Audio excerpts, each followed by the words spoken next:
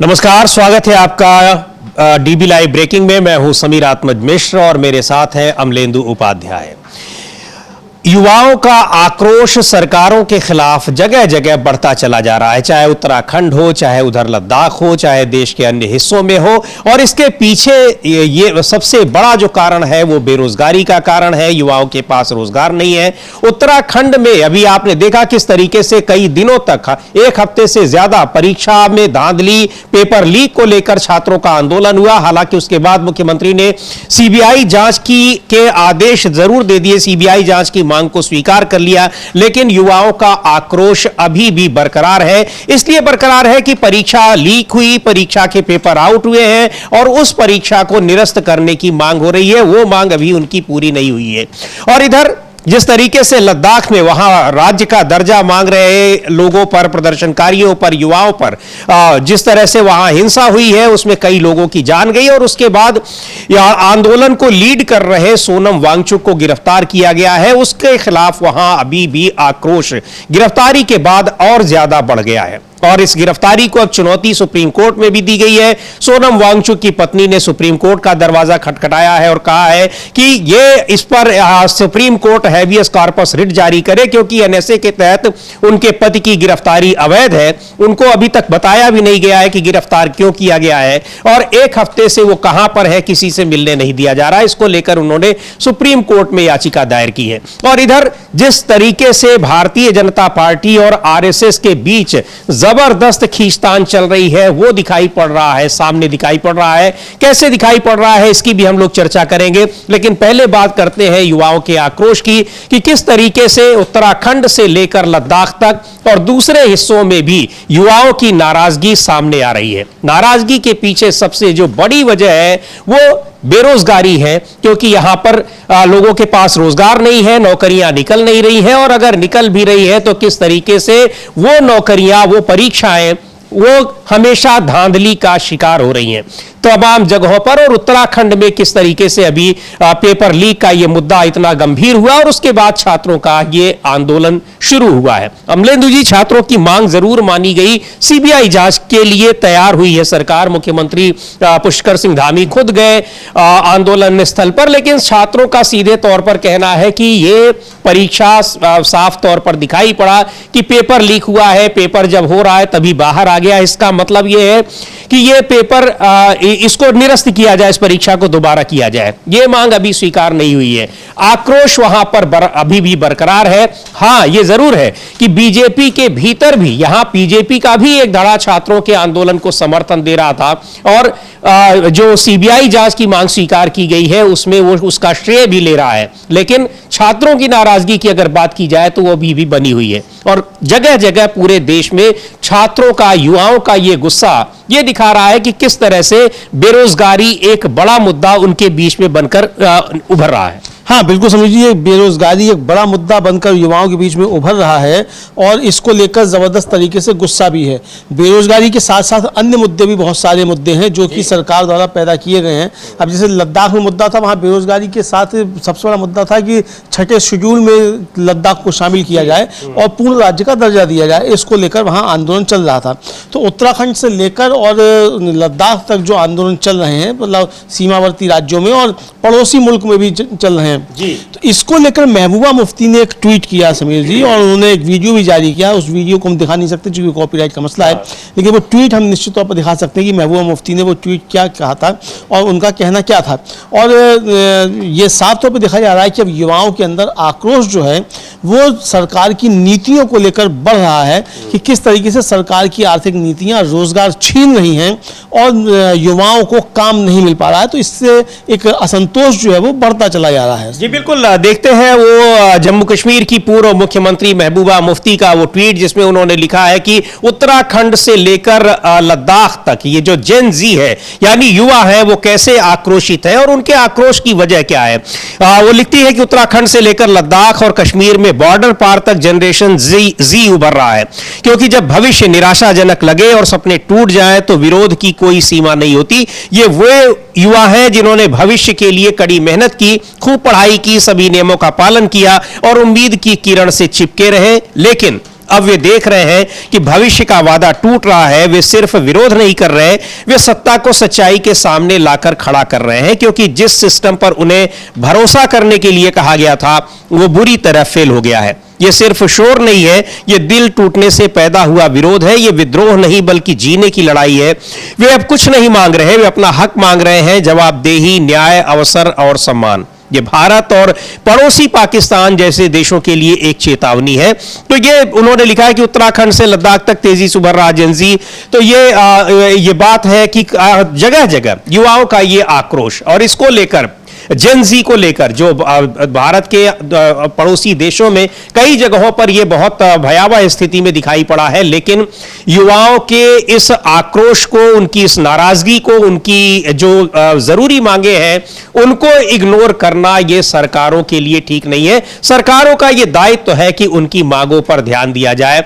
ये मांग करने वाले, सरकार से अपनी मांग को लेकर प्रदर्शन करने वाले, शांतिपूर्ण तरीके से आंदोलन करने वाले, उनको एक असामाजिक तत्व बताकर जेल में डाल देना ये कहीं से ठीक नहीं है, और ये उससे निपटने का तरीका भी नहीं है जिस तरीके से सोनम वांगचुक के खिलाफ सरकार ने कार्रवाई की है। अमलेंदु जी, हाँ बिल्कुल, सोनम वांगचुक के खिलाफ जिस तरीके से कार्रवाई की, ये सरकारों के निपटने का तरीका तानाशाही पूर्ण एक तरीके से हो सकता है, लेकिन असल मुद्दों की तरफ से ध्यान भटकाने की कोशिश है।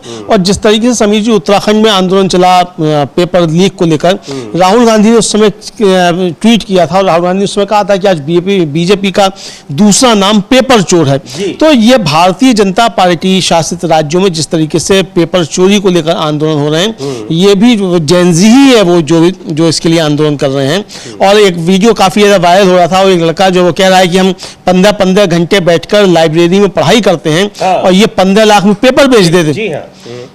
तो ये आप समझ सकते हैं कि कितना आक्रोश जो है वो युवाओं के अंदर इस समय उभर रहा है। लेकिन चूंकि चुनाव आयोग से दोस्ती है तो सरकारें बनती जा रही हैं। जी, वो राहुल गांधी का वो ट्वीट भी हम लोग देखते हैं जो उन्होंने लिखा, और उसके बाद हालांकि ये तमाम जो दबाव रहा सरकार पर काम आया, लेकिन सवाल ये है कि सीबीआई जांच कराएंगे ही, तो सीबीआई जांच तो तमाम परीक्षाओं में हुई धांधली की हो रही है, एसआईटी जांच हो रही है, निकल कर क्या आ रहा है आखिरकार? एक तो बड़ी मुश्किल से कोई वैकेंसी निकल रही है युवाओं के लिए, एक कुछ 100 पद होते हैं, कुछ हजार पद होते हैं जिनके लिए लाखों की संख्या में युवा उसकी तैयारी करते हैं सालों साल, और जब वो परीक्षा होती भी है उस वैकेंसी के अगेंस्ट, तो फिर वो परीक्षा लीक हो जाती है और फिर कोर्ट केस, और आखिरकार अंतिम रूप से नियुक्ति या रोजगार छात्रों को नहीं मिल पाता, नौकरी नहीं मिल पाती है। तो ये दबाव उसका कोई सलूशन भी नहीं है कि किस तरीके से उसकी अब जांच होगी, क्योंकि उससे लड़कों को,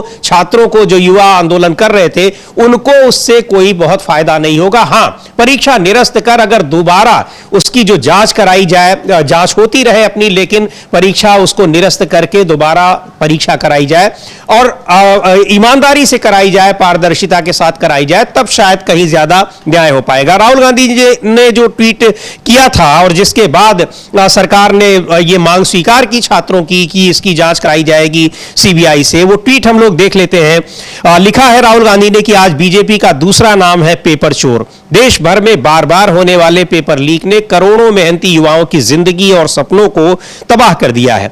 उत्तराखंड का यूकेएसएससी पेपर लीक इसका ताजा उदाहरण है। लाखों युवाओं ने दिन रात मेहनत की, लेकिन बीजेपी ने चोरी से उनकी पूरी मेहनत पर पानी फेर दिया। हम लगातार मांग कर रहे हैं कि पेपर लीक रोकने के लिए मजबूत और पारदर्शी सिस्टम बनाया जाए, लेकिन मोदी सरकार इस पर आंखें मूंद कर बैठी है, क्योंकि उन्हें युवाओं की बेरोजगारी की नहीं बल्कि अपनी सत्ता की चिंता है। बेरोजगारी आज देश की सबसे बड़ी समस्या है और यह सीधे तौर पर वोट चोरी से जुड़ी है। पेपर चोरों को पता है अगर युवाओं को रोजगार नहीं भी मिलेगा तो भी वे चुनाव में वोट चोरी करके सत्ता में बने रहेंगे। युवा सड़कों पर हैं और नारा दे रहे हैं, पेपर चोर गद्दी छोड़। यह सिर्फ युवाओं की नौकरी की लड़ाई नहीं है, यह न्याय और लोकतंत्र की लड़ाई है। मैं हर छात्र और युवा के साथ इस न्याय की लड़ाई में मजबूती से खड़ा हूं। निश्चित तौर पर ये सारी चीजें तब होती है जब सरकार को किसी भी वर्ग की, युवा वर्ग हो चाहे वो कोई दूसरा वर्ग हो, उनकी नाराजगी का डर नहीं रहता है। अगर यह पता चले कि नाराज होने से भी कुछ नहीं होगा, हम चुनाव जीत ही जाएंगे, तब फिर किसका डर रहेगा। और ये बिल्कुल ये सही बात है कि अगर ये भरोसा है कि हम आप अवैध तरीके से, जिसको वोट चोरी कर रहा है विपक्ष, उस तरीके से अगर चुनाव जीतने का किसी को भरोसा होगा, तो फिर उस पार्टी की सरकार, वो सरकार कैसे किसी की बात सुनेगी और किसी की नाराजगी को दूर करने की कोशिश करेगी। बिल्कुल समीर जी, आपने बिल्कुल सही कहा कि अगर सरकार लोगों की बात नहीं सुनेगी तो फिर नाराजगी दूर कैसे करेगी। और यहाँ तो नाराजगी दूर करने का सवाल नहीं। अब आप देखिए कि जो एक बॉडी है, मतलब आयोग जो है, आप कह सकते हैं कि वो जो लद्दाख का जो बॉडी है, उसने सरकार, एपेक्स बॉडी जो है, उसने सरकार से बात करने से मना कर दिया। तो ये सरकार के लिए एक बड़ी एक समझ ली चुनौती हो सकती है। अब ये इसको बिल्कुल ठीक इस तरीके से समझ लीजिए कि उत्तर प्रदेश की सरकार कह दे कि हम मोदी सरकार से, केंद्र सरकार से हम बात नहीं करेंगे, क्योंकि वो जो अपेक्स बॉडी है वो एक तरीके से सरकार का ही दर्जा है। तो वो अगर ये कह दे कि हमें केंद्र सरकार से बात नहीं करनी है, तो आप समझ सकते हैं कि परिस्थितियां कितनी खराब हैं।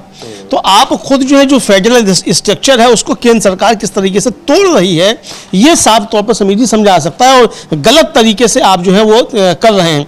और जिन सोनम वांगचुक के लेकर बात चल रही थी समीर जी, वो सोनम वांगचुक तो बहुत उनके साथ फोटो खिंचा के हमारे मोदी सरकार के कई मंत्री बड़े गौरवान्वित होते थे। हम लोगों ने दिखाया ही था कि किस तरह वेंकैया नायडू जो थे वो उनको दे रहे थे, सम्मान पत्र दे रहे थे। धर्मेंद्र प्रधान, केंद्रीय मंत्री धर्मेंद्र प्रधान खुद जो है ट्वीट कर रहे हैं फोटो लगा के कि बड़ा मुझे खुशी हुई कि मैंने जो है वो उनकी पत्नी है उनके साथ, ये तस्वीर है कि मैंने उनकी पत्नी है उनके साथ जो है वो मतलब ये मिले मुझसे। Wonderful conversation with Shri Sonam Wangchuk and his wife Gitanjali ji Angmo ji, appreciate their passion, thoughts and drive for transforming education, encouraging experimental development, culture of innovation and sustainable development. तो यानी जो विकास पुरुष था अभी तक, अब वो देशद्रोही हो गया। तो ये अब इस तस्वीर में आप देखिए जिसके साथ गौरवान्वित हो रहे हैं केंद्रीय मंत्री धर्मेंद्र प्रधान, उन्हीं सोनम वांगचुक को एनएसए लगाकर एक तरीके से देशद्रोही बताने की कोशिश हो रही है, उनको जेल में डाल दिया गया है। और उनकी पत्नी सुप्रीम कोर्ट में आकर लड़ाई लड़ रही है, राष्ट्रपति से जाकर शिकायत कर रही है, और यानी दर दर भटक रही है, क्योंकि अब सरकार के खिलाफ, वो सरकार को उसी के वादे याद दिला रहे हैं कि आपने कहा था कि यहाँ राज्य का दर्जा दिया जाएगा, यहां छठी अनुसूची में लद्दाख को शामिल किया जाएगा, उन वादों की याद दिला रहे हैं। लेकिन ये याद दिलाना भी, चूंकि सरकार को याद दिला रहे हैं और सरकार नहीं करना चाहती है, तो जाहिर सी बात है कि वो सरकार का विरोध कर रहे हैं, और सरकार का विरोध कर रहे हैं तो फिर वो देशद्रोही बताए जाने की उनको तैयारी हो रही है। एनएसए लगाकर उनको जेल भेज दिया गया है। लेकिन अमलेंदु जी, जगह जगह सोनम वांगचुक की गिरफ्तारी को लेकर लद्दाख में ही नहीं बल्कि तमाम दूसरे जो पर्वतीय राज्य है, नॉर्थ ईस्ट के राज्य है, वहां पर इसको लेकर जबरदस्त प्रदर्शन हो रहा है। युवा, महिलाएं और तमाम लोग सोनम वांगचुक की गिरफ्तारी, उनको रिहा करने की मांग कर रहे हैं। हाँ, कई जगह हो रहा है। मनाली जो है वहां भी प्रदर्शन हुआ है, और कई राज्यों में कुछ विजुअल्स देख भी सकते हैं। तो ये जगह लगातार प्रदर्शन हो रहे हैं। तो महबूबा मुफ्ती जो कह रही है समीर जी, वो साफ तौर पर उनका कहना यही है कि उत्तराखंड से लेकर लद्दाख तक, मतलब बॉर्डर का क्षेत्र जो है वहां पूरा, और समीर जी दोनों जो है सीमावर्ती राज्य हैं। जी हाँ, उत्तराखंड चीन से लगा हुआ है और चीन से ही लगा हुआ लद्दाख भी है।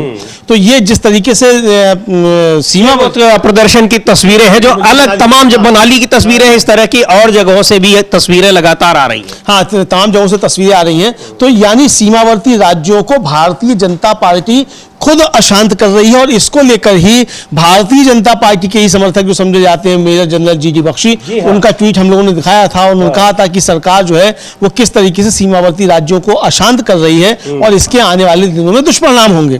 तो ये असल में ये आग से खेल रहे हैं। ये साफ तौर पर समझ में आ रहा है कि केंद्र सरकार जो है वो आग से खेल रही है। समस्याओं को सुलझाने में उसकी दिलचस्पी नहीं, बल्कि मामलों को उलझाकर और उस पर राजनीति करना जो है वो इस सरकार की मंशा साफ दिखाई पड़ती है। जी। सरकार में जब लोग आए आते हैं समीर जी, तो उसके बाद फिर ध्यान इस पर होता है कि सरकार बेहतर चले और सबके हित में काम किया जाए। लेकिन भारतीय जनता पार्टी जो है वो अपनी तुच्छ राजनीति से ऊपर नहीं उठ पाती है। सरकार में आने के बावजूद भी उनका जो विभाजनकारी एजेंडा है वो उस पर ही चलते रहते हैं। तो ये बड़ी दिक्कत भारतीय जनता पार्टी के साथ समझ में आती है। जी बिल्कुल। और कि सरकार का विरोध करना, इसका मतलब वो देश का विरोध करना, कुछ इस तरीके से ये इस नैरेटिव को सेट करने की कोशिश की जाती है। सोनम वांगचुक उसका ताजा तरीन उदाहरण है, जिस तरीके से उनको जेल में डाल दिया गया है। और अब उनकी पत्नी ने जो आरोप लगाए हैं बहुत ही गंभीर के एनएसए के तहत आप बिना कारण बताए नहीं गिरफ्तार कर सकते, लेकिन सोनम वांगचुक की गिरफ्तारी का कोई कारण नहीं बताया गया है और उनको जेल में, जोधपुर जेल में रखा गया है राजस्थान में। उनकी गिरफ्तारी क्यों की गई, क्या उनकी गलती थी, क्या उन पर आरोप है, उसकी जानकारी नहीं। और अब पिछले एक हफ्ते से कहां रखा गया है, किस स्थिति में है, परिवार के लोगों से भी उनका कोई संपर्क नहीं है, किसी से बातचीत करने नहीं दी जा रही। अब इसके लिए उन्होंने सुप्रीम कोर्ट का रुख किया है, वहां हैबियस कॉर्पस पिटीशन लगाई है सुप्रीम कोर्ट में। अब देखना यह है कि सुप्रीम कोर्ट का क्या रुख होता है। लेकिन सरकार की इसी मंशा, इसी कार्यशैली को लेकर लगातार सवाल उठ रहे हैं कि कैसे अपने विरोधियों को, सरकार के खिलाफ आवाज उठाने वाले लोगों को, चाहे वो राजनीतिक दलों से जुड़े लोग हो, सामाजिक कार्यकर्ता हो या फिर कोई भी हो, उनके खिलाफ किस तरीके से सरकारी एजेंसियों का दुरुपयोग किया जाता है। यही सारी चीजें हैं जिसको लेकर यह कहा जा रहा है कि लोकतांत्रिक व्यवस्था को खत्म करने की साजिश की जा रही है। कोलंबिया में वहां पर एक विश्वविद्यालय में राहुल गांधी ने यही बात की, जिसको लेकर हंगामा मचा हुआ है। और भारतीय जनता पार्टी के नेता यह कह रहे हैं कि राहुल गांधी विदेशों में जाकर भारत की छवि खराब कर रहे हैं। अब भारत की छवि इन चीजों से खराब हो रही है या फिर इन चीजों को का जिक्र करने से खराब हो रही है, यह भी समझने वाली बात है। लेकिन सुन लेते हैं राहुल गांधी ने कोलंबिया में कहा क्या है, जिसको लेकर भारतीय जनता पार्टी के तमाम नेताओं के बयान आ रहे हैं।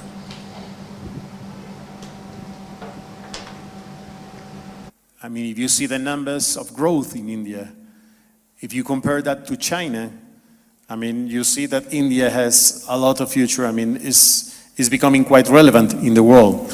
So, what's your view about India, and what are the kind of things that you are saying in India in order to have that leadership in the world?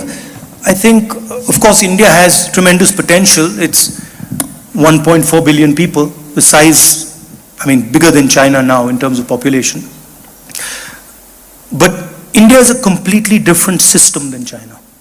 So whereas China is very centralized, uniform, India is decentralized and has multiple languages, multiple cultures, multiple traditions, multiple religions. So India is a much more complex system, and India's strengths which exist are not necessarily China's strengths. They're different. So they're big systems, but they're different and they operate differently. India also has a very old tradition, spiritual tradition, and a thought system. Very profound and old ideas that are very useful in today's world. The idea of non-violent political action comes from deep within Indian tradition. Mahatma Gandhi was a modern exponent of that. So there's a lot that India can offer to the world in terms of our tradition, our way of thinking, information technology, our engineering capability, our healthcare system. So I'm very optimistic about India, but at the same time, there are also fault lines within the Indian structure. There are risks that India has to overcome. Which are those risks that you see? The single biggest risk is the attack on democracy that is taking place in India. Because India has multiple religions, multiple traditions, multiple languages, and India actually is a conversation between all its people. And different traditions, different religions, different ideas require space. And that the best method for creating that space is the democratic system. And currently there is a wholesale attack on the democratic system in India. So that's a risk. तो ये सीधे तौर पर कह रहे हैं कि बहुत पोटेंशियल है, बहुत सारे क्षेत्रों में भारत में लोग कर रहे हैं, लेकिन जो डेमोक्रेटिक सेटअप है उस पर बहुत बड़ा खतरा है और उसको कमजोर करने की लगातार कोशिश की जा रही है। अब इसको लेकर लगातार जो तमाम बीजेपी के नेता हैं वो सवाल उठा रहे हैं कि राहुल गांधी विदेशों में भारत के बारे में गलत बयानी करते हैं, लेकिन लोकतांत्रिक व्यवस्था को कमजोर करने की कोशिशें लगातार हो रही है। चुनाव में, लोकसभा चुनाव में भी ये आरोप लगे, उसका नतीजा भी दिखाई पड़ा, यानी जनता ने भी उसका किस तरीके से समर्थन किया ये उसके भीतर भी दिखाई पड़ रहा है। ये सारी चीजें कि कैसे ये लोकतांत्रिक व्यवस्था को कमजोर करने की कोशिश हो रही है। चाहे वो अभी पिछले दिनों आरएसएस पर सिक्का जारी करने की बात हो, जिसमें तिरंगे की बजाय वो संघ का उसमें झंडा दिखाया गया है, चाहे बहुत सारी चीजें हैं संविधान को लेकर कि संविधान के प्रावधानों को किस तरीके से उनको एक वायलेशन हो रहा है, उल्लंघन हो रहा है, संवैधानिक जो संस्थाएं हैं उनका किस तरीके से दुरुपयोग हो रहा है, ये सारे सवाल लगातार उठ रहे हैं। और इन्हीं सब का नतीजा है कि किस तरह से विरोध प्रदर्शनों को सरकार कैसे इग्नोर कर रही है। बिल्कुल समीर जी, विरोध प्रदर्शनों को सरकार इग्नोर कर रही है और सिर्फ इग्नोर नहीं कर रही है, बल्कि दमन कर रही है। जी हाँ, दमन पे उतरी हुई है, तो ये साफ तौर पर दिखाई पड़ता है। और दमन से चीजें बेहतर नहीं होती हैं, खराब ही होती हैं। दमन से आप फौरी तौर पर आप दमन कर सकते हैं, लेकिन वो जब आप दमन करते हैं तो प्रतिरोध फिर और तगड़ा होता है। अगली बार फिर जब होता है तो वो और ज़्यादा चीज़ें उभर कर आती हैं। और यही कारण है कि भारतीय जनता पार्टी ने मणिपुर से लेकर कश्मीर तक और लद्दाख तक जो है वो हालात देश के खराब कर दिए हैं। भारतीय जनता पार्टी ने ये साफ तौर पर समझाया था कि वो दमन की रणनीति जो है वो अपनाई गई है। लेकिन राहुल गांधी ने जो बातें की वहाँ कोलंबो में, समीर जी, अब कल जो था वो था 2 अक्टूबर और विजयदशमी भी थी। आरएसएस के 100 साल पूरे हो रहे थे और कल मोहन भागवत ने बड़ा कार्यक्रम किया आरएसएस के 100 साल पूरा होने पर। लेकिन मोदी जी ने पलीता लगा दिया मोहन भागवत के और आरएसएस के 100 साल के कार्यक्रम पे और एजेंडा एक तरीके से फुस्ट कर दिया कि मोहन भागवत और आरएसएस की चर्चा हो नहीं ना पाएगी, 100 साल का आरएसएस हो गया।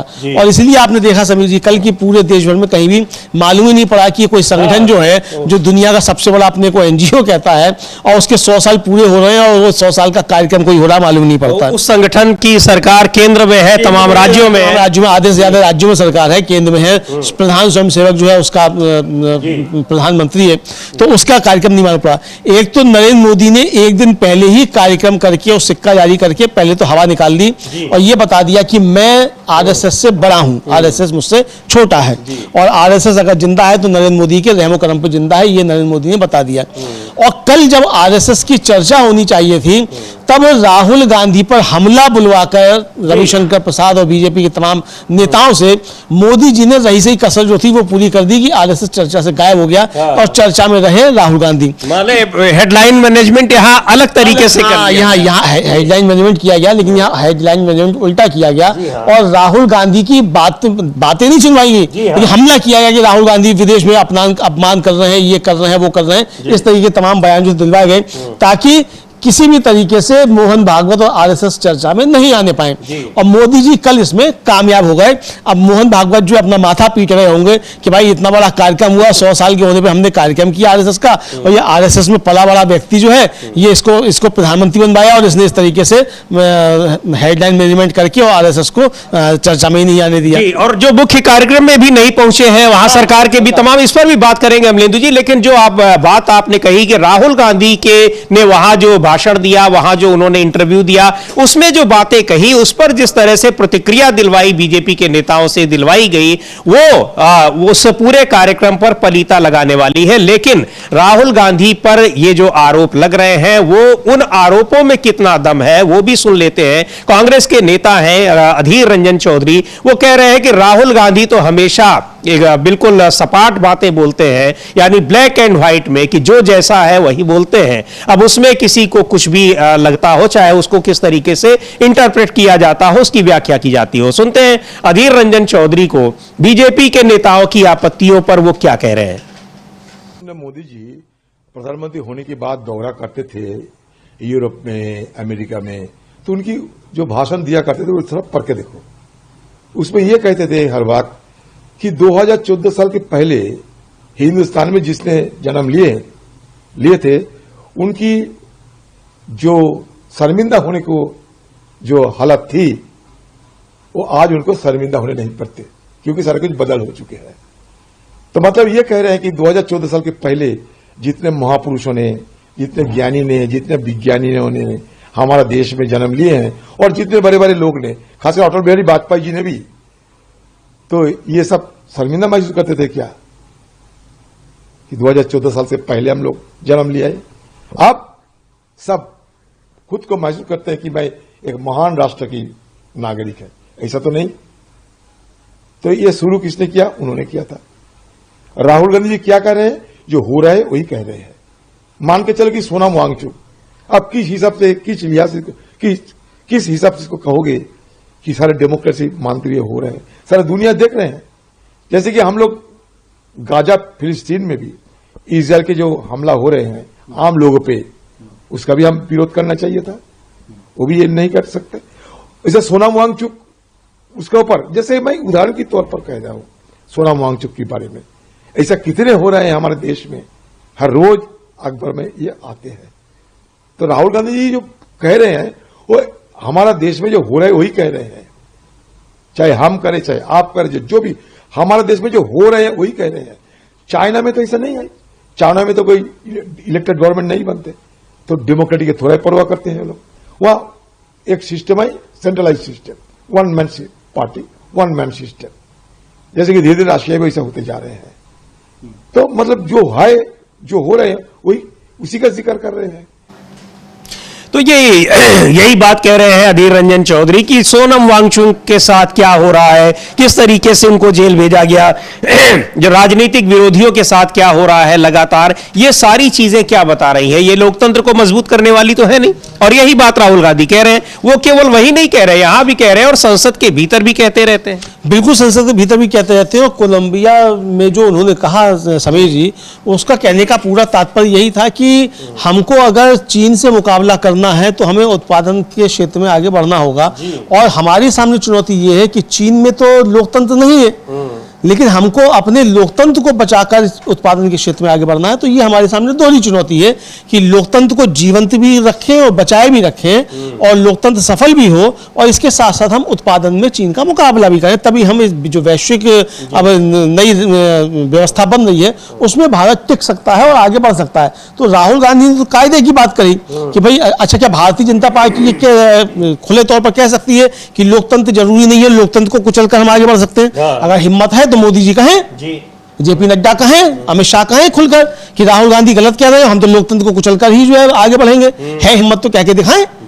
तो राहुल गांधी यही तो कह रहे हैं कि लोकतंत्र को बचाए रखना है। तो भारतीय जनता पार्टी का जो भी नेता या जो भी जो है, अगर राहुल गांधी के इस बयान पर आपत्ति जताना चाहता है कि हमको लोकतंत्र को बचाए रखकर और जीवंत रखकर जो है चीन से मुकाबला करना, आगे करना है, तो वो ये साफ तौर पर कहे कि हमको लोकतंत्र को कुचलना है, फिर ये कहे। तो राहुल गांधी ने बहुत कायदे की बात, मुद्दे की बात जो थी वो कही कि हम देश को आगे कैसे ले जा सकते हैं, लेकिन भारतीय जनता पार्टी तो देश को पीछे ले जाने पर तुली हुई है। और ये जो विदेशों में विदेश जाकर कहने की बात है अमलेंदु जी, तो अशोक गहलोत है राजस्थान के पूर्व मुख्यमंत्री, बहुत उन्होंने एक गंभीर टिप्पणी इस पर की है कि विदेशों में जाकर भारत के प्रधानमंत्री नरेंद्र मोदी क्या कुछ कहते थे, थोड़ा उनका भी, उन बातों का भी, उन बयानों का भी संज्ञान लेना चाहिए। सुनते हैं अशोक गहलोत को किन बातों की याद दिला रहे हैं, प्रधानमंत्री नरेंद्र मोदी के किन बयानों की याद दिला रहे हैं। ये नई बात नहीं है, ये नई बात नहीं है। जब कभी राहुल जी गए बाहर, वो अपनी बात कहते हैं, बात वही कहते हैं जो यहाँ पार्लियामेंट के अंदर या बाहर बोलते हैं, नई बात नहीं बोलते वो। और आजकल तो मीडिया है, इंटरनेट है, सब कुछ है। कौन सी बात है जो यहाँ बोलते हैं तो दुनिया नहीं सुनती है, वही बात है जो यहाँ बोलते हैं वो वही बात वहीं बोलते हैं। तो ये जो इनके पास कहने कुछ है नहीं, इसलिए ये इस प्रकार की बात करते हैं जिससे कि जनता भ्रमित हो जाए कि वास्तव में राहुल जी को विदेश में जाके क्या भूल गए वो। मेरा मानना है कि मोदी जी ने खुद ने कहा कि मेरे प्रधानमंत्री बनने के पहले हालात ये थे देश के अंदर लोग कहते थे हम किस मुल्क किस घड़ी में पैदा हुए, ऐसा कुछ शब्द बोले थे वो इस देश के अंदर कि इस देश में कुछ नहीं हो सकता है, कुछ नहीं हो सकता है, कुछ नहीं हो रहा है। और पता नहीं ऐसा सब काम लिए जो बहुत ऑब्जेक्शनेबल था उस वक्त में कि कहाँ हम पैदा हो गए इस प्रकार से मायने उसके। तो ये तमाम बयानों की याद दिला रहे हैं कि प्रधानमंत्री ने विदेशों में जाकर वहां लोगों के बीच में क्या कहा है। कई यहां तक को तो बोल चुके हैं कि पहले तो 2014 के पहले लोग भारत में रहने पर जो है उनको एक फीलिंग होती थी, बड़ा अपमानजनक फीलिंग होती थी, इस तरह की बातें कह चुके हैं। हाँ, बहुत अपने और कहाँ पैदा हो गए, जी हाँ, सांपों का देश, सपेरों का देश, ये तक नरेंद्र मोदी ने कहा।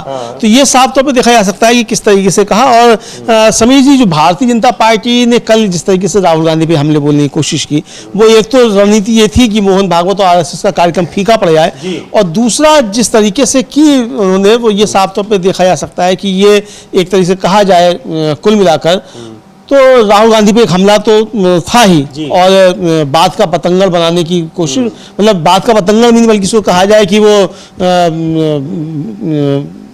मतलब बिना किसी चीज को बना दिया गया।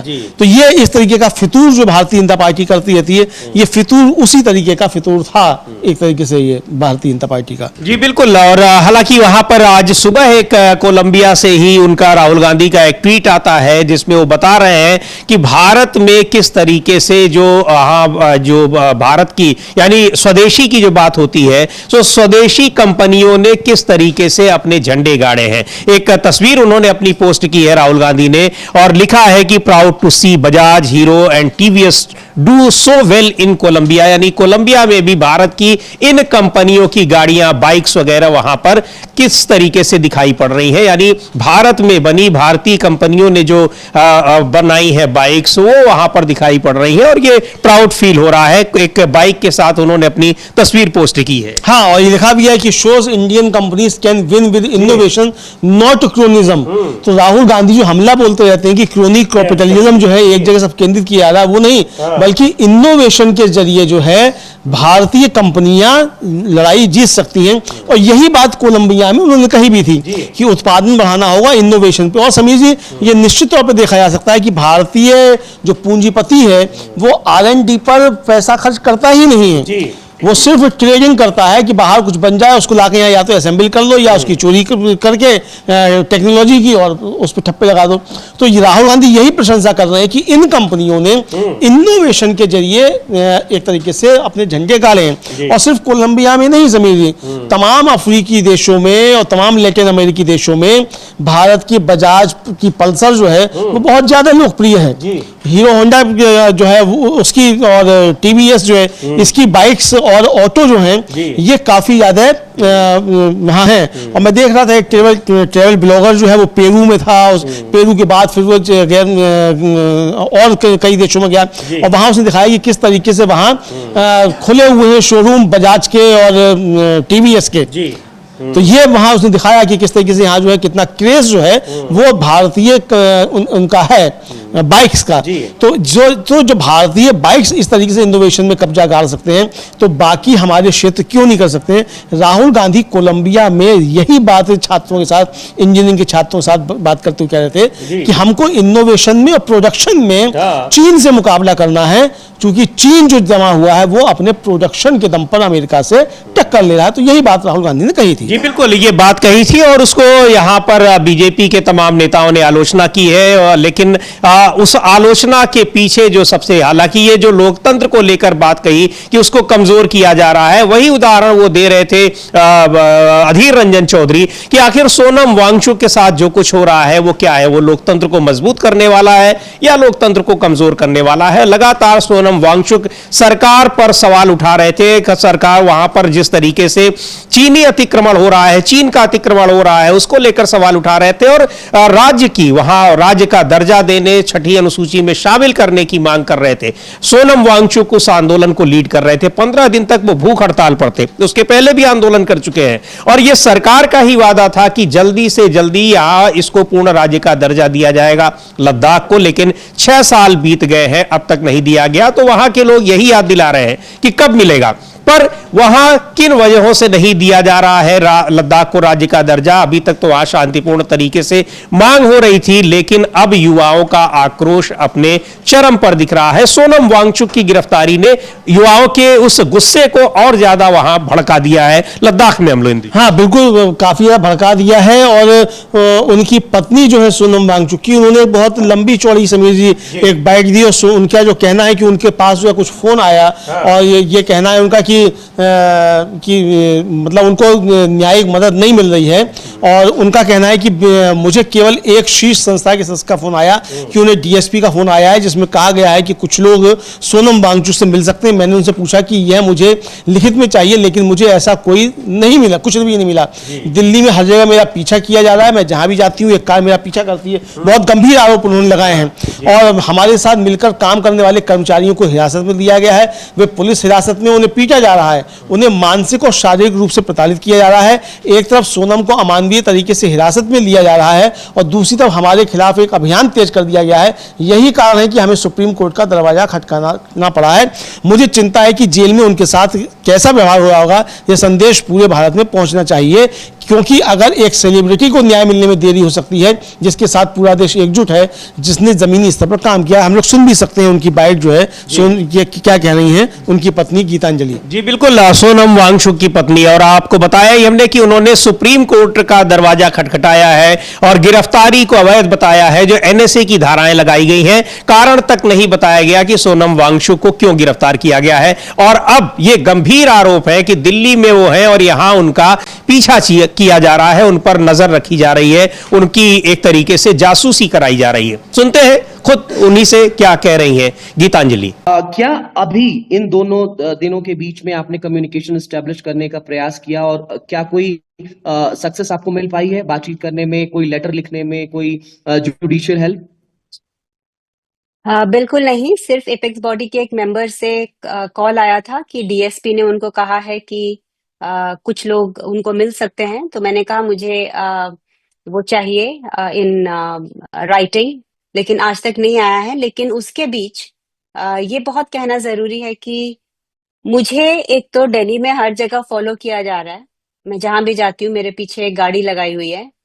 वो कौन है, किसने लगाई है, ये मुझे नहीं पता। और सेकेंडली जो मेरे क्लोज उनको परसेप्शन है कि जो स्टाफ हयाल के मेरे साथ क्लोजली काम करते थे, उनको कस्टडी में डिटेन किया गया है, पुलिस कस्टडी में, और उनके साथ बहुत ही बुरा बर्ताव किया जा रहा है। उनको पीटा जा रहा है, उनको मेंटली और फिजिकली टॉर्चर किया जा रहा है।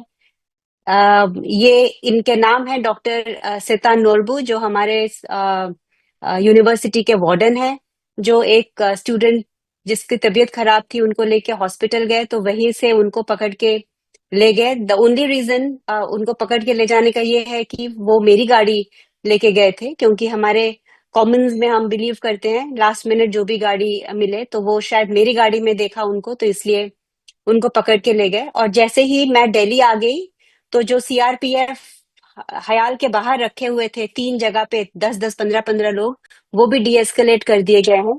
तो एक तरफ तो सोनम से मिलने नहीं दिया जा रहा, उनकी मेडिसिन देना, उनकी प्रोटेक्शन, उनकी वेलबींग का ना मुझे कुछ पता है, ना किसी को कुछ पता है। कोई और भी जोधपुर में जब उनको मिलने गए तो मिलने नहीं दिया। तो एक तरफ से उनको डिटेन किया जा रहा है इतने इनह्यूमन वे से, और सेकेंडली हमारे ऊपर विच हंटिंग और जोर कर दी गई है।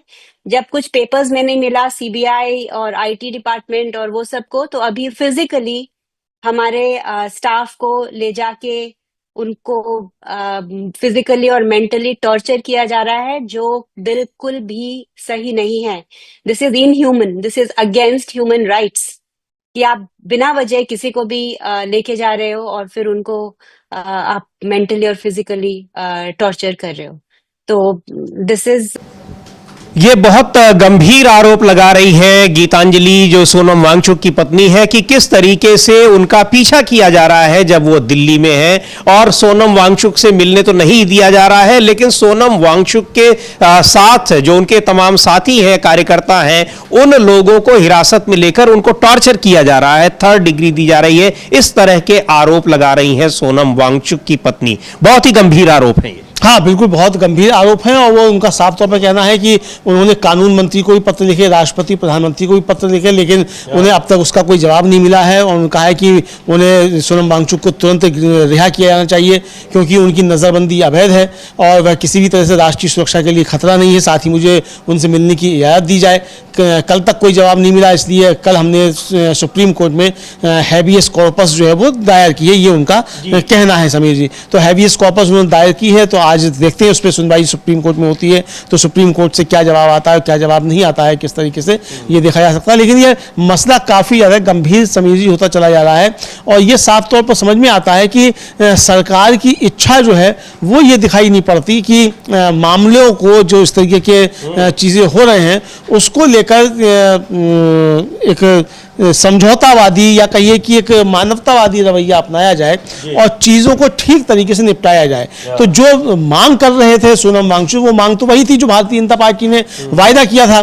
तो आपके वायदा पूरा करने की बात तो की जा रही, तो आपको अपना वायदा पूरा करना चाहिए, और अगर उसको वायदा पूरा करने में कोई अड़चन है तो वो अड़चन समझाई जानी चाहिए नागरिकों को कि भाई ये अड़चन है, इसको और क्या किस लिए जो है इसको नहीं किया सकता।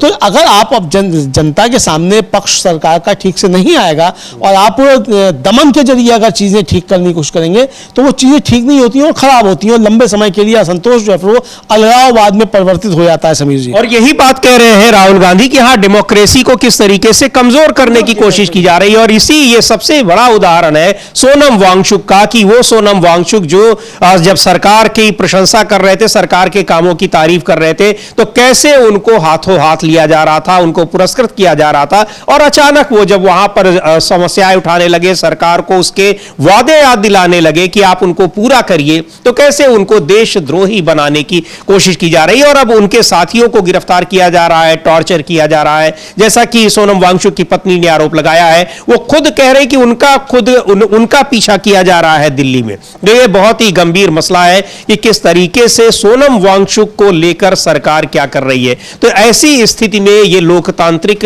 तरीका नहीं होता है, और ये लोकतंत्र में निश्चित तौर पर इससे चीजें कमजोर होती हैं, क्योंकि आवाज जो है, विरोध की आवाज को अगर दबाने की कोशिश होगी तो लोकतंत्र अपने आप ही फिर खत्म हो जाएगा, लोकतंत्र कहां रह जाएगा। यही बात राहुल गांधी ने कोलंबिया में कही, जिसको लेकर बीजेपी के तमाम नेता उनकी आलोचना कर रहे हैं। लेकिन यह बड़ा गंभीर मुद्दा है कि इन सब के बाद उन्होंने कहा भी, सोनम वांगचुक की पत्नी ने, कि हमको सुप्रीम कोर्ट में इसीलिए आना पड़ा क्योंकि कोई भी सुनवाई को तैयार नहीं है। 1 हफ्ता हो गया, कहां है सोनम वांगचुक, उससे किसी को मिलने नहीं दिया जा रहा है, कुछ बताया भी नहीं जा रहा है। तो आखिर यह सब क्यों हो रहा है? और एनएसए के तहत गिरफ्तार किया गया, लेकिन उनको यह तक नहीं बताया गया है कि क्यों गिरफ्तार किया जा रहा है। हाँ, और आपने जब एनएसए के तहत गिरफ्तार किया है, तो जिसकी आपने गिरफ्तारी की उसके परिवार को तो आप बताइए कि किस लिए गिरफ्तार किया है, क्यों गिरफ्तार आपने किया है। और कल समीर जी, दशहरे के अवसर पर उद्धव ठाकरे जो हैं, उन्होंने अपने कार्यकर्ताओं को संबोधित किया, और उसमें भी उन्होंने सोनम वांगचुक के समर्थन में बात की और कहा कि सोनम वांगचुक के ऊपर जो देशद्रोह का मुकदमा लगाया गया है, यह पूरी तरीके से गलत है। संजय राउत हैं, उनका कहना है कि लद्दाख जो है वो चाइना ने हमारी बॉर्डर पे जो है उसकी काफ़ी ज़मीन हथिया ली है, और इस पर बातचीत शुरू होनी चाहिए, लेकिन हो वहाँ उल्टा रहा है। ये संजय राउत का कहना है। मतलब यही कि चीन के खिलाफ जो है जनता उठ खड़ी हुई है, तो उस जनता पर आप गोलियां चलवा रहे हैं, उसको आप दमन करने की कोशिश कर रहे हैं। ये संजय राउत का एक तरीके से कहना है। जी सर, बिल्कुल संजय राउत को सुनेंगे। और इधर गलवान घाटी में जो कुछ हुआ वो सब भूलकर अब चीन से रिश्ते सुधारे जा रहे हैं। चीन के साथ फ्लाइट्स जो है वो आज से शुरू हो रही है। आज से फ्लाइट शुरू हो रही है, सीधी फ्लाइट शुरू हो रही है, और व्यापार जो है उसका समझौता हो चुका है। पीयूष गोयल जी ने बताया है कि व्यापारिक समझौता हो चुका है, तो समझौते कई हो चुके हैं, तो देखा जाएगा कि ये समझौते किस तरीके से होते हैं। और ठीक है, समझौते हो रहे हैं, आपका व्यापार बढ़ रहा है, लेकिन लेकिन आप गलवान को कैसे भूल सकते हैं? और क्या आपने जो उसने चीन ने हमारी जमीन पे कब्जा कर लिया था उससे वापस ले ली है, जो आप उससे अब संबंध सुधारने की कोशिश कर रहे हैं? ये बिल्कुल। और प्रधानमंत्री जब वोकल फॉर लोकल की बात करते हैं तो राहुल गांधी का एक बार हम लोग फिर देखेंगे, जो कोलंबिया से उन्होंने ट्वीट किया है कि हमारे यहाँ लोकल जो है वो कितना एक ग्लोबल हो चुका है, लेकिन वो चीज नहीं दिखाई पड़ रही है। हाँ, भाषणों में जरूर दिख रही है कि वहां पर जो भारतीय कंपनियों की बनाई हुई जो बाइक्स हैं उनके साथ वो खड़े हैं और बता रहे हैं कि किस तरह से दुनिया भर में ये कितना, इससे एक गर्व की अनुभूति होती है, प्राउड फील होता है जब भारत की बनी चीजें दुनिया के दूसरे देशों में, तमाम देशों में वहां वो उनकी लोकप्रियता दिखाई पड़ती है। एक बाइक के साथ उन्होंने अपनी तस्वीर पोस्ट की है और ये ट्वीट किया है। लेकिन जिस तरीके से ये सोनम वांगचुक का मामला है वो बड़ा गंभीर है, आरोप बड़े गंभीर है, और जो कुछ राहुल गांधी ने कहा है कोलंबिया में उसको लेकर आलोचना बीजेपी कर रही है, लेकिन यह दिखाई नहीं पड़ रहा है कि आखिर लोकतांत्रिक तरीके से आवाज उठाने वाले, सरकार का विरोध करने वाले, उनको किस तरीके से प्रताड़ित किया जा रहा है। सोनम वांगचुक का उदाहरण है, उनके साथियों का उदाहरण है, मजबूर होकर उनकी पत्नी को मीडिया के सामने आकर ये सारी चीजें बतानी पड़ रही है और सुप्रीम कोर्ट का रुख करना पड़ रहा है। हाँ बिल्कुल समझिए, सुप्रीम कोर्ट का रुख करना पड़ रहा है, मीडिया के सामने आकर ये सारी बातें बतानी पड़ रही हैं। और हम लोगों ने वो एक बाइक भी सुनवाई थी, समझिए कि एक फौजी जो है उसका बेटा भी फौजी है, उसको जो है गोली मार दी गई। वो कह रहा है कि अगर ये डीएम और एसएसपी का बेटा होता तो क्या इसी तरीके से आप करते? वो बाइट भी हम लोग सुन सकते हैं उस फौजी की भी। तो ये किस तरीके से अशांत किया जा रहा है समीर जी, और मामले को ठीक से हैंडल नहीं किया जा रहा है। जब लेह की और लद्दाख की अपेक्स बॉडी ने कहा हम बात नहीं करेंगे, तो गृह मंत्रालय की तरफ से तुरंत विज्ञप्ति जारी कर दी, हम तो हमेशा बात करने के लिए तैयार हैं। भाई आप बात करने के लिए तैयार हैं तो आप बात कर क्यों नहीं रहे हैं? अगर आप बात करने के लिए तैयार हैं तो बात कर क्यों नहीं रहे? और लेह एपेक्स बॉडी की ओर से आया कि मई से लेकर अब तक कोई बातचीत हुई नहीं सरकार की तरफ से कोई बैठक ही नहीं हुई। तो आपने कोई प्रयास नहीं किया? 15 दिन तक सोनम वांगचुक अनशन पर रहे तो बात क्यों नहीं की? 15 दिन तक अनशन से उठकर क्या सोनम वांगचुक दिल्ली आते? भाई सरकार तो सरकार को बात करनी थी ना। सरकार का कौन व्यक्ति बात करने के लिए पहुंचा, सरकार की तरफ से कौन बातचीत करने के लिए पहुंचा, ये तो नहीं मालूम है। वो हम लोग सुन भी सकते हैं। उनका फौजी जो है, जो फौजी है जिनके बेटे की जान चली गई, उस जब प्रदर्शनकारियों के साथ वहां पर सुरक्षा बलों के बीच में संघर्ष हुआ, 4 लोगों की जान गई, उसमें इनके बेटे की भी जान गई। और उस पर वो क्या कह रहे हैं कि किस तरीके से वहां पर जो विरोध की आवाज है उसको दबाने की कोशिश हो रही है। पुलिस का एसएसपी का बच्चा मरता वो क्या सोचता, डीसी का बच्चा मरता वो क्या सोचता? गरीब को मारने में उनको आसान लगता है ना। खुद का बच्चा अगर होते क्या वो इस तरीके से सहेगा? नहीं सह सकता है, हमें पता है। तो मैंने भी 32 साल सर्विस किया हूं और हर मुश्किल जगह पर किया हूं। गलीशर मैंने 4 बार किया है, जहां पर टफ, इंदिरा कोल के पास, जिस पर 5 मुल्क का बॉर्डर पड़ता है, India, China, Pakistan, Russia, Afghanistan, उन जगहों पर मैंने ड्यूटी किया हूं। और वहां मैंने 35 तक जाता है। और पीने के लिए पानी नहीं होते थे, बर्फ तोड़ के पिघल के हम खाना बना के अपना सेहत को ठीक रखता था। ऐसे ऐसे मुश्किल जगह पर मैंने किया हूं। इनको क्या पता, साला घर से निकलता है, बाजार घूमता है, वापस जाता है, क्या है इनके पास? तो ये जिस तरीके से सोनम वांगचुक को गिरफ्तार किया गया है, रिहाई की जगह जगह मांग हो रही है और अवैध तरीके से उन पर एनएसए लगाया गया है। गंभीर आरोप लगा रही है उनकी पत्नी कि किस तरह से उन्हें उनका पीछा किया जा रहा है दिल्ली में। बहुत सारे आरोप हैं और इसीलिए जो राहुल गांधी ने कहा कि ये डेमोक्रेटिक जो हमारा सेटअप है उसको कमजोर करने की कोशिश की जा रही है। इन्हीं सब कारणों से यह आरोप लगते हैं, बार बार आरोप लगते हैं।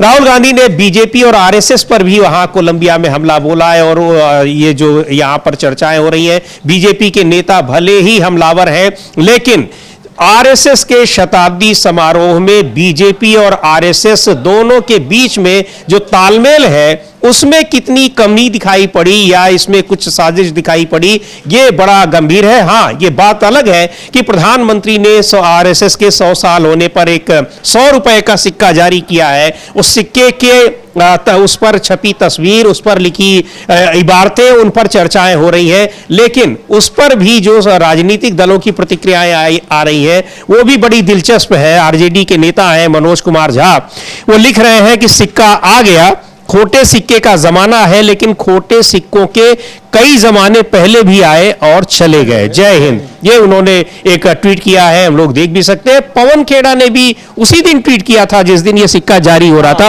उसको भी हम लोग देख सकते हैं। तो बाकायदा एक विज्ञप्ति मतलब एक वीडियो बना के जारी किया समीर जी, और उस वीडियो में जो काफी तगड़े प्रहार जो है वो आरएसएस को लेकर सिक्के पर किए। उन्होंने कहा कि सिक्का जारी करना ही था तो सावरकर पर 60 रुपए का सिक्का जारी करते जो सावरकर को पेंशन मिलती थी। तो बहुत तगड़ा प्रहार जो पवन खेड़ा का था वो भी हम लोग सुन सकते हैं। जी बिल्कुल, तो पवन खेड़ा ने भी सिक्का जारी करने पर क्या कहा था उसको हम सुनते हैं और उसके बाद इस पर चर्चा करते हैं कि किस तरीके से आरएसएस और भारतीय जनता पार्टी के भीतर क्या चल रहा है। पहले पवन खेड़ा को सुन लेते हैं। साथियों, आज 156वीं जयंती है बापू की, महात्मा गांधी। महात्मा गांधी पूरे विश्व में मानवता के एक नैतिक दिशा यंत्र के रूप में जाने जाते हैं, मॉरल कंपस के रूप में जाने जाते हैं। हमारा सौभाग्य है कि वो भारत में पैदा हुए। कल 1 अक्टूबर को प्रधानमंत्री ने एक डाक टिकट और एक 100 रुपए का सिक्का जारी किया आरएसएस को समर्पित करने के लिए, क्योंकि आरएसएस के 100 साल पूरे हुए गांधी जयंती से एक दिन पहले। खैर, आपको सिक्का ही जारी करना था आरएसएस को समर्पित करने के लिए तो 60 रुपए का करते, क्योंकि 60 रुपए पेंशन लेते थे सावरकर, या पाउंड स्टर्लिंग में करते। पीछे भारत माता की आपने का चित्र क्यों लगाया, विक्टोरिया का लगाते। जो मन में है वो लाना चाहिए ना, ये ढोंग क्यों, ये स्वांग क्यों। डाक टिकट ब्रिटिश पोस्ट की होनी चाहिए, खतो खिताबत आप करते थे, माफीनामे लिखते थे, तो स्टैंप भी वहीं की होनी चाहिए थी। अब हमने सुना है कि दिल्ली के विद्यालयों में पाठ्यक्रम में आरएसएस को ला रहे हैं। क्या लाएंगे आरएसएस को?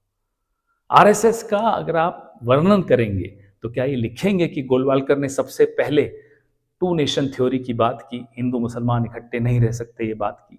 क्या आप ये लिखेंगे कि श्यामा प्रसाद मुखर्जी ने अंग्रेजी हुकूमत को चिट्ठी लिखी कि क्विट इंडिया मूवमेंट को कैसे तोड़ा जाए, कमजोर किया जाए? क्या ये लिखेंगे कि श्यामा प्रसाद मुखर्जी और मुस्लिम लीग ने मिलकर सरकारें चलाई, जहां असेंबलीज में पाकिस्तान के लिए प्रस्ताव पारित हो रहे थे और ये चुप रहे? क्या ये लिखेंगे कि तिरंगे का विरोध सदैव आरएसएस ने किया, कई केसेस इन पर हुए? ये सब लिखना पड़ेगा ना। पटेल, सरदार पटेल को जो आपने लिख कर दिया था एफिडेविट एक तरह से कि साहब हम राजनीति नहीं करेंगे, हम सांस्कृतिक संगठन रहेंगे, हम अफवाहें नहीं फैलाएंगे, हम गोपनीय नहीं रहेंगे, ये सब लिखेंगे? ये लिखेंगे तो 3 चैप्टर्स होने चाहिए उसके, धोखा, गद्दारी और मक्कारी। ये संदिग्ध संगठन है, ये बीमार संगठन है, इसका इलाज ये देश करेगा, ये पुण्य भूमि करेगी। जहां गौतम बुद्ध चले हैं, जहां कबीर चले हैं, जहां गुरु नानक देव चले हैं, ये भूमि इनका इलाज करेगी, हमेशा किया है, आगे भी करेगी। अब नए नए नायक, इनके तो नायक है नहीं, तो साहब कहते हैं अब हेमू कलानी संघी थे। इससे ज्यादा बड़ा झूठ कभी सुना आपने? हेमू कलानी स्वराज सेना, जो कि ऑल इंडिया स्टूडेंट्स फेडरेशन का एक अंग था, उसके सदस्य थे। अब हेमू कलानी जी को भी अपना बता रहे हैं। शहीद हेमू कलानी आपकी किस्मत में नहीं है, आपकी किस्मत में पप्पू कलानी है, उसी से आप खुश रहिए, क्योंकि यही आपका आचार है, यही आपका विचार है। तो जैसा आप हैं वैसे ही लोग आपके तरफ आकर्षित होंगे।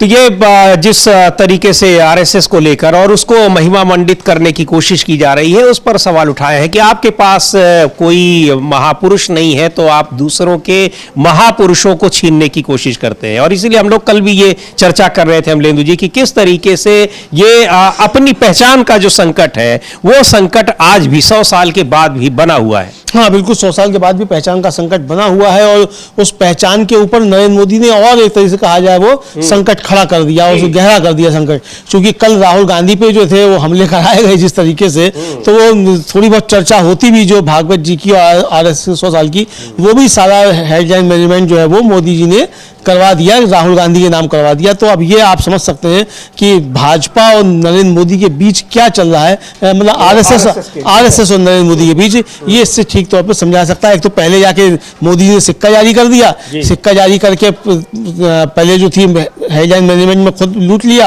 अब भागवत जी पहुंचे नहीं उसमें, मोदी जी भागवत जी के कार्यक्रम में नहीं पहुंचे और थोड़ी बहुत चर्चा होती भी तो वो राहुल गांधी के जरिए वो चर्चा खत्म करवा दी। तो ये समझा जा सकता है कि संबंध जो हैं मोदी जी और RSS के वो अच्छे शायद नहीं हैं और हो सकता है इसीलिए इस तरीके की रणनीति अपनाई गई हो, वरना राहुल गांधी को कल चर्चा में लेकर आने की कोई आवश्यकता नहीं थी। जब और वो भी तब जब नाकारा कांग्रेसियों ने राहुल गांधी का वो शेयर किया ही नहीं। जी हाँ, है ना, तो जो भी शेयर किया है वो या तो हम लोगों ने किया, समीर जी, उस पर खबरें बनी है, उस पर बातचीत हुई है, या फिर बीजेपी वाले कर रहे हैं राहुल गांधी को गालियां देने के लिए। लेकिन किसी कांग्रेसी ने और कांग्रेस के ट्विटर हैंडल पर किसी ने राहुल गांधी किया वो जो पूरा 1 घंटे से ज्यादा का भाषण है, जो संवाद है, ना उसको शेयर किया, ना उस पर कोई चर्चा की, कहीं कुछ नहीं। जी बिल्कुल, कहीं कुछ नहीं है। लेकिन ये जो कुछ कहा है राहुल गांधी ने, निश्चित तौर पर उस पर समझने की जरूरत है और उसको सोचने समझने की जरूरत है कि किस तरीके से हम अपने देश की लोकतांत्रिक व्यवस्था को कमजोर कर रहे हैं। अब सोनम वांगचुक को अगर गिरफ्तार NSA के तहत गिरफ्तार किया गया है, पूरा देश हैरान है कि उन्होंने ऐसा क्या कर दिया कि अचानक वो देश के लिए एक थ्रेट बन गए हैं, खतरा बन गए हैं। ये सवाल पूछा जा रहा है और उनकी पत्नी जिस तरीके से आरोप लगा रही है कि यहां उनका पीछा किया जा रहा है दिल्ली में, सोनम वांगचुक के समर्थकों को अवैध तरीके से हिरासत में लेकर टॉर्चर किया जा रहा है, बड़े गंभीर आरोप हैं।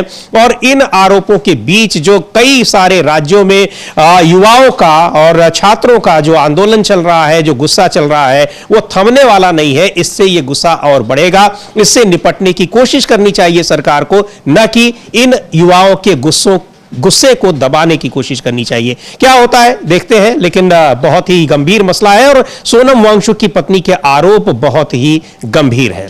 फिलहाल इस कार्यक्रम को अब यहीं समाप्त करते हैं। मुझे और अमलेंदु उपाध्याय को दीजिए अनुमति। नमस्कार।